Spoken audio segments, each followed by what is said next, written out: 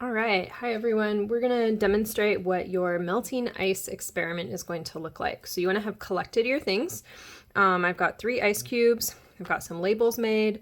You want 3 identical containers. I have glass bowls, or if you've bought some plastic cups, or you have some other random containers, you wanna have those around.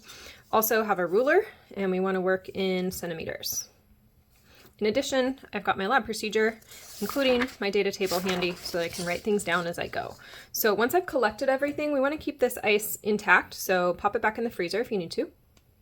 You want to set up your 3 containers, and I had these pre-labeled. Now they're getting wet, but we want to have containers 1 and 2 and 3. Before we get that ice back out of the fridge, 1 is going to be our control, where we just set that ice in air and see what happens, okay? 2 and 3 are up to you. What are some ways that we could make ice melt faster, okay? So I have grabbed my tea kettle and I'm gonna pour some hot water on number 2, and then I've got some cold A&W root beer that I'm gonna pour on my 3rd ice cube. It's cold, this one's gonna be hot, so we're looking at different things, but maybe because I'm pouring liquid on my ice, it'll make it dissolve a little faster. Or melt, sorry, not dissolve. All right, so make your plan, have your things ready. I'm gonna turn my heat on right now. Once I've got my plan, the experiment goes fast once you have your plan and everything set up. It's just the setup and the planning that takes a while. So I'm gonna go grab my ice cubes. And once I've got those ice cubes, you wanna have 3 identically sized ice cubes. So even if you just get these out of, like your cup at McDonald's or whatever, that's fine. But I'm gonna use my ruler to measure one of the directions here. So make sure you're starting with that line on the left. This looks like about 4.9 centimeters, okay? And I want to double check, same dimension, that these are all the same, okay? So that one's 5.0, and they're gonna start melting quickly, right, if I leave them out here.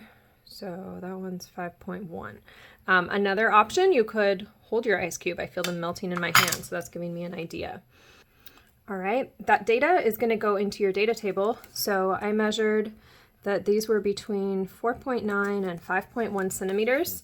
We're kind of just estimating here. So now I'm ready for my cup 1, cup 2, cup 3. I want to say what I'm varying. So cup 2 is going to go in 190 degrees Fahrenheit water. And cup 3, I'm going to set that ice cube in cold root beer. And then we're going to spend 5 minutes, so we'll have a timer, and we will observe throughout. And then we're also going to measure the length of those ice cubes when we're done, okay? And I want to be as consistent in time on this as possible. So I'm going to be also consistent in how I set my ice cubes, so there's no way to, kind of bias or be inconsistent here. First ice cube is going to sit here. Second ice cube, I'm going to cover fully with my warm water. And then I hope I have enough root beer in here. 3rd ice cube, I'm going to cover fully with root beer. You can even drink it if you want when you're done. All right. And so you should start to see some differences in those ice cubes. Whatever experiment you choose, again, you choose what you want to do here. But that'll go on for 5 minutes.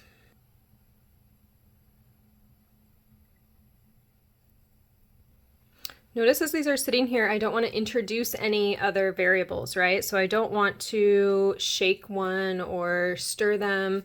That could be a later experiment where you say, hey, let me take ice and water, but I stir one of them. Then I would be changing one variable, but I don't want to do anything here except for change what they're sitting in, okay? So timer's ticking. And it hasn't really been 5 minutes, but it's been close enough for my demo. You want to do your full 5 minutes. So now I'm going to fish those ice cubes out. Fish those ice cubes out. There's nothing left in this hot water one. And then here is my ice cube that was in the soda. Okay, we want to measure these. And so I'm going to come back to that same orientation and measure it and see if that's changed. This one still looks like it's 4.9. Here's my one that came out of the root beer. It is down to 4.6, okay? And then this one's gone entirely. So again, that data is going to go into your data table, whether you're doing it here or on a tablet. Write about what you see, okay, including words and numbers. So this is kind of like what we did in the previous lab. You want to think about, I noticed like this root beer one has become textured, okay? So the color hasn't changed, but it's become kind of textured and rough. So maybe I say after 1 minute and 10 seconds, I noticed that this ice cube was gone, okay? That was in the hot water one here. For the root beer, I noticed that it stays ice colored, colorless, but it's become rough and pitted and a little bit smaller. And then I write down my measurement as well, okay? So thinking about how can I describe this in words? How can I quantify this in numbers, okay? Once you've done that, you're going to answer your questions here down at the bottom and then continue with your procedure. You're going to now repeat the experiment using the same control. So that'll just be, again, a fresh ice cube in a cup. And you can either repeat these experiments to see how consistent you can be, or you can come up with 2 new ways that you want to try and get that ice cube to melt faster, okay? Maybe you want to compare 2 types of soda.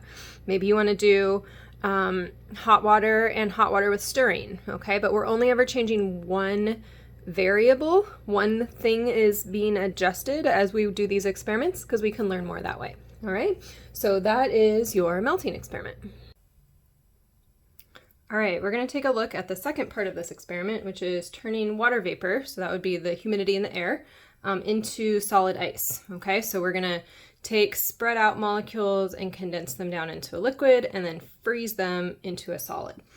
So like usual, collect your things. All right, I've got some salt, although you could use other things like kosher salt or any kind of salt you have around. I just grabbed the cheapest salt I have because you're going to use a lot of it, okay? You need some ice cubes, enough to fill up 2 cans, all right? 2 metal cans, around 12 or 16 ounces. So I took like some bean cans that I was cooking with and just rinsed them out. Be careful of the sharp edges. You could also use soda cans. And if you use those, just you'll need to use a can opener so that this can turn into a metal container. And so you end up with a can that you can use like that. All right, so you can use 2 soda cans, 2 whatever cans. And then we've also got, you can use a measuring spoon or just a big spoon, maybe something to stir with. And then if you've got big chunks of ice like I do, you're gonna need something to help pound that into smaller pieces. So I happen to have a rolling pin and a grocery bag, but you could probably also use a stable, sturdy can full of something to pound and crush that ice. So we'll see that in a moment. So that's collecting my items. So you've got your cans. I took the tops off of my soda cans. I think they tend to work quite well, but either way, make sure they're, dry, clean, and there's no paper wrappers left on them anymore. Your next step is gonna be to crush your ice if it's in big chunks like mine. So any kind of bag could work, but I would suggest something kind of sturdy.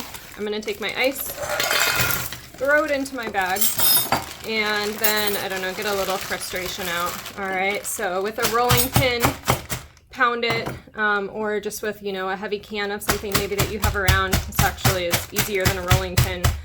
You could use a hammer gently, just something to kind of relieve some stress. All right, so my ice is smashed up. I did use a can and kind of destroyed it. So again, be careful, okay? All right, next up is, you can see my ice is kind of chopped up. First can is gonna be our negative control. That means we don't do anything new and different and interesting to it. I'm running a little low on ice, but I'm gonna fill that about halfway. And then in the second can, I'm going to put a tablespoon of salt in the bottom. So you can use a measuring spoon or just a regular old spoon. Estimate a spoonful, put that in the bottom, okay? And then I'm gonna fill it also halfway up with ice. All right, then I'm gonna add a little bit more ice to this one. If you have enough ice, fill it all the way to the top. I don't, so I'm only gonna fill it part way. And then I'm going to add a little bit more ice to the second can. You can add some more salt in here also. Okay, so another tablespoon or so of salt. Very qualitative here, so just estimating. All right, and then I want to stir this for about 5 minutes. All right, so I'm going to make sure, for about 1 minute. I'm going to make sure that this salt is dispersed through here real nice, okay? Now I've got my 2 pans. So I've got my negative control, which has no salt. I have my positive control, or not positive control. I've got my experiment that has salt in it. What salt does is it helps to decrease the freezing point. So this ice should be freezing at 0 degrees. This ice should be freezing at negative, maybe 2 or 3 degrees Celsius. And so as we've got our water vapor out in the air, that water vapor should start to condense, which we see frequently on things around the house. And then because this one is below 0, so below the freezing point of water, hopefully we'll start to see little solid crystals of water form on the outside. Okay, so you're going to have a 5-minute timer set and see what happens with these. We're just a few seconds in here, but as these sit here, it's important that you don't jostle them, touch them, because you just want to let the moisture in the air do whatever it wants. Interestingly, today's a really hot, dry day. It's windy and dry outside, so I'm curious we may run into problems with that because it's not humid enough. So we'll see in about 5 minutes. So here we are checking in about 5 minutes later, and I did look up, it's 11% humidity out here, so that means there's not much water in the air. Normally it's more like 30 or 40% here. If you were able to be here with me in my kitchen and touch these, there's just a tiny bit of moisture here and a little bit more on the root beer. You can kind of start to see where it's getting a little bit frozen, just a tiny bit. So depending on how humid your day is, that will impact how much water you're able to get to condense and solidify. And that would be the sort of thing that doesn't cause your experiment to be a failure.